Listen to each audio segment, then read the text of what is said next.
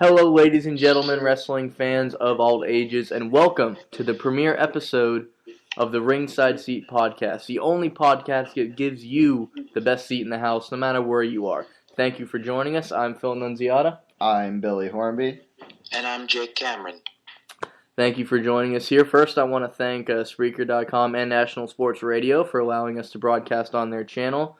Some of you out there might remember me from shows such as College Football Across the Nation and the NFL Goal Line. I'm coming at you in a different direction now. We're going to discuss pro wrestling here and trying to get that audience here on the National Sports Radio. As 2014 draws to a close, there's a lot of things that you can be excited about and a lot of things that can kind of piss you off. So I think the best place to start, guys, the last Raw of 2014, I guess we can get right into it.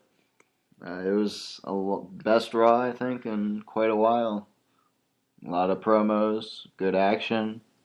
I mean, I watched, I'd say, half of it. Interesting promos, I should say. Yeah, I mean, there was returns, right? You got returns, you got title changes, and you got debuts. So, I mean, I'm going to ask both of you guys, let's start with this. The debut of the Ascension from NXT. I didn't see this part, so actually, Jake, I'll start with you. What did you think of their debut? Because to me, from just what I've heard, it sounded like it kind of fell flat. So, what do you think?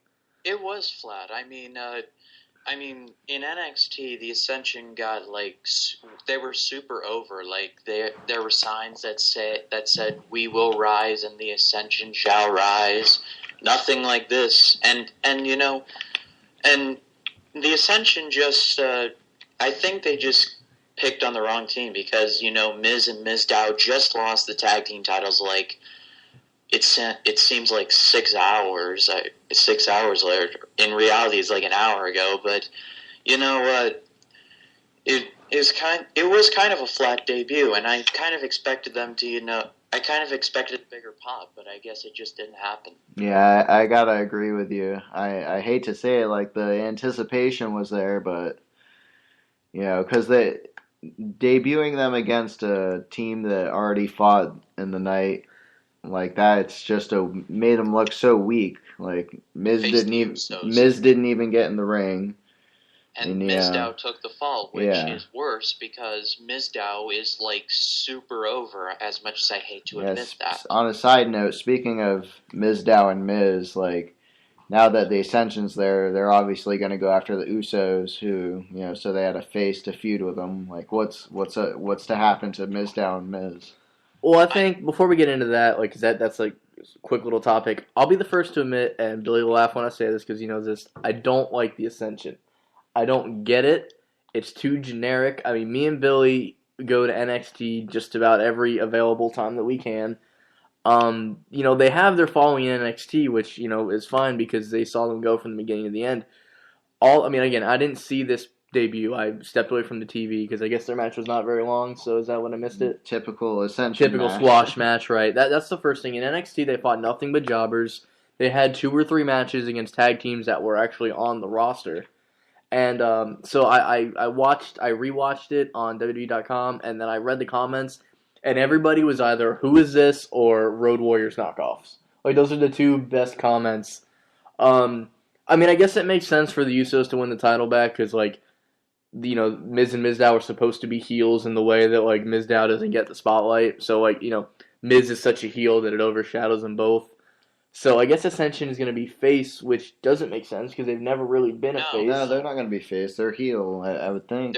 They're natural heels. Well, I'm saying they're fighting Usos who are face versus heel. Right, they debut and they fight heels. Oh, so no, that was just a squash match. Right, but yeah, the tag team division, there was a point. If you look at it, Sandow was the face out of the 2. Mm-hmm. So. But the tag team division was just so strong towards the beginning of the year, and now you just really don't know what they're doing. Shield, no Wyatts. Wait, are we talking about NXT tag team division or WWE? Well, to me, that one's still great. We're talking about WWE now. Like, I just don't think it's as good as it was. That's stringy. That's stingy at best. Yeah, well, I know back to the Mizdow thing. Obviously, they're going to feud Miz and Mizdow, but after, what's to become of Damien? Like, do you guys think that'll drag out till Mania? Like, do you think they'll get a Miz versus Sandow, like, match? here's an Yeah, idea. it starts at Royal and I Rumble, got maybe. this from when I was watching a YouTube video. Miz and Mizdow should have a match where the winner gets sole rights to be the Miz. Like he should claim to be the WWE champion, headlined WrestleMania, won all those tag team titles with John Morrison. Just do something like that. And is awesome. Yeah, or like if Sandow wins, then Miz has to be Damian Sandmiz or something, like just totally flip flop it. Yeah. Or Mike Sandow or something like that. So we had a debut, which for the average person who doesn't watch NXT, who only watches like your basic cable wrestling programs, that was a new face. But we also saw a familiar face return in Bad News Barrett, which I'm afraid I've got some bad news. Which I would have been excited for, but of course they got to crush my man Cesaro, and eventually we're gonna get to this. So Bad News Barrett is back. Is he just gonna go for the IC title again? Like For what, the fifth time now? Yeah. Ziggler is like the best Intercontinental Champion I've seen in like a while. I mean, all the minor championships have kind of faded into the background. Speaking of Ziggler, opening contest, what was it? Ziggler and Harper, right? No, Yeah, Ziggler and Harper in that ladder match. No, that was on the pay-per-view. Yeah, Raw. Yeah, pay-per-view. Right? Was it Ziggler and Rollins? No. No, Anyway, but Roman and Rollins fought. Roman and Rollins, that was good. Ziggler and Rusev. I mean, at the state that we're in right now, we have no world champion that shows up. So Ziggler's Brock showed up last night. Right, but consistently, Consistently, you do make a very, very valid point. Ziggler's the champ, like the world champ, without being the world champ. Like he's like the interim champion from like UFC. He is the man right now. He is the people's champion. He is the Rock. All he's missing is the eyebrow and the mic skills. I mean, this year started out very promising. I felt like 2014, we had plenty of stuff going. Like the way I look at this year is almost parallel with what they've done with Cesaro. It started off red hot. Yeah. When Cesaro won the Battle Royal, the Andre the Giant thing, I was like, wow, Cesaro's getting a major push. And then all of a sudden it was like, or nah. Yeah, I'm not sure what they're doing with him yet. I mean, I think one of the best things that happened is I will give WWE a little bit of a small pass, not a big one, but like they put so much into Daniel Bryan. Yeah, so much. And when he was gone, they could only do so much to replace. You can't build a company or a sports team or anything around one person and just have that guy plucked and you're supposed to immediately know what to do. Yeah, I said just a few seconds ago that Dolph Ziggler was the people's champion. Well, Daniel Bryan is without a doubt the people's champion. I mean, have you seen how over he is in arenas everywhere, just like yesing, like buying GOAT merchandise? They love Daniel Bryan. Yeah, the crowd was pretty good last night. I could say that it reeked of awesomeness. Yeah. Did you see that last segment when Seth Rollins looked like was going to just like break Edge's neck? It was like a hostage situation. Yeah, he said he was going to kill him. He was like, whatever, I'm just going to kill him. And then Cena was like, oh, no, you don't. Do, do, do, do. Ah. But the thing with that kind of bothered me, like Edge is what, a 10-time world champion? 11. Why make him, Lois Lane and John Cena Superman? Because Christian sold the briefcase shot for 30 minutes. Yeah, he couldn't sneak up from behind or anything. Yep. But Raw was good. Yeah, it was Ziggler versus Rusev, champion versus champion. That's what it was. Yes, thank you. Yeah, but Rusev made Ziggler, which is a good match. Like that was they fought in NXT before, and it's great. Like the chemistry they have is big man, and Ziggler sells like Ziggler, and it's phenomenal. Mm-hmm. But I mean, on the whole, and with the DQ, and then Ryback came out, which led to the Ryback promo, which that was different. Mm-hmm. I have surprisingly mixed feelings about that. Ryback or the promo? No, the Ryback promo. Yeah.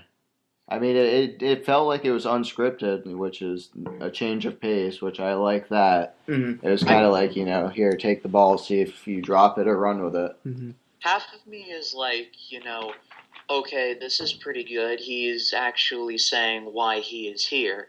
But half of me is like, this is just a stab at Punk. Like, Punk just laid it out on the table, and Ryback's just doing the same thing.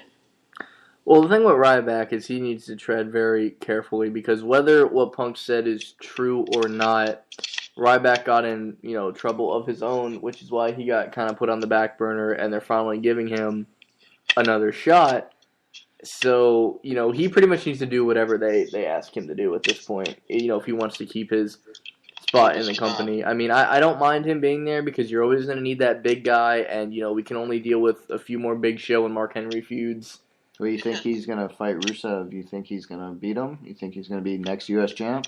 I mean, the whole thing up until now has been somebody representing America fighting Rusev, and I could be wrong, but doesn't really follow that guideline.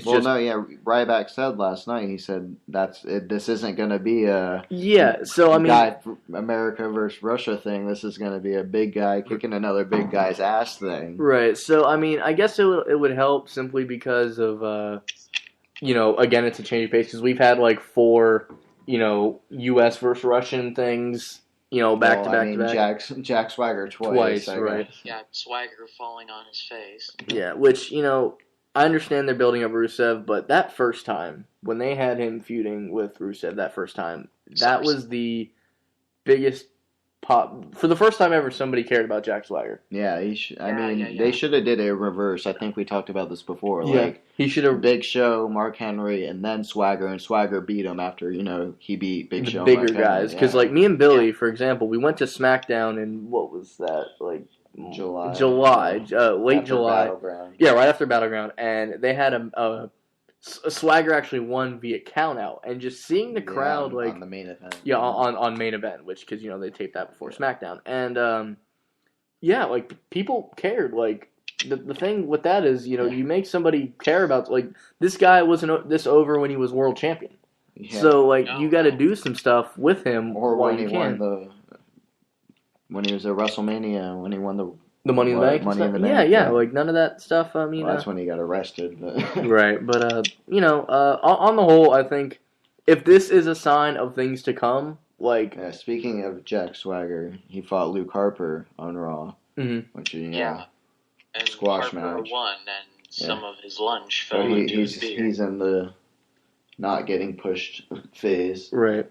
But Harper's a beast. I don't know what they're going to be doing with him. Yeah, I mean, he won the IC title, and, he didn't need to hold it for long, so, it's okay that... I don't think... Losing in a ladder match never hurts you that much. Yeah, because that was a great match. Yeah, it was a good match. Harper's a great performer. Even if you lose in a ladder match, you're still a beast. He's a great performer. You can see there's obvious times where...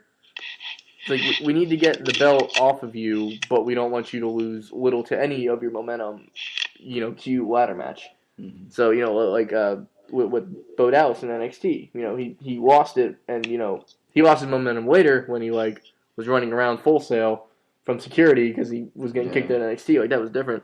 But I think we're getting off topic. Yeah, speaking of momentum, let's talk about Tyson Kidd, who had Mr. Total Divas in that whole segment. With Nikki Bella, what is that about? Is that just for Total Divas? Well, you tell me because I don't even watch Total Divas, so you're gonna have to. Well, I'm sure season 3 debuts on Sunday, so we'll find out. Good plug. But no, apparently Tyson and Cesaro have been teaming on SmackDown main event, and what is it? The Masters of the WWE Universe. Terrible name, but these guys they could. I mean, it's Kings of Wrestling, but expanded. Yeah, no. If they end up doing something with those guys, I couldn't be happier because being in NXT, which I'm not trying to jump back to NXT because we'll have our time to talk about that. But both of these guys, they kind of put Tyson back in NXT, and everyone thought, what a shame for him. He's having some of the best matches of his career down there. And if they don't have anything for Cesaro, by all means, someone who goes to NXT every time it's here. Bring him back down, and we'll enjoy his matches if you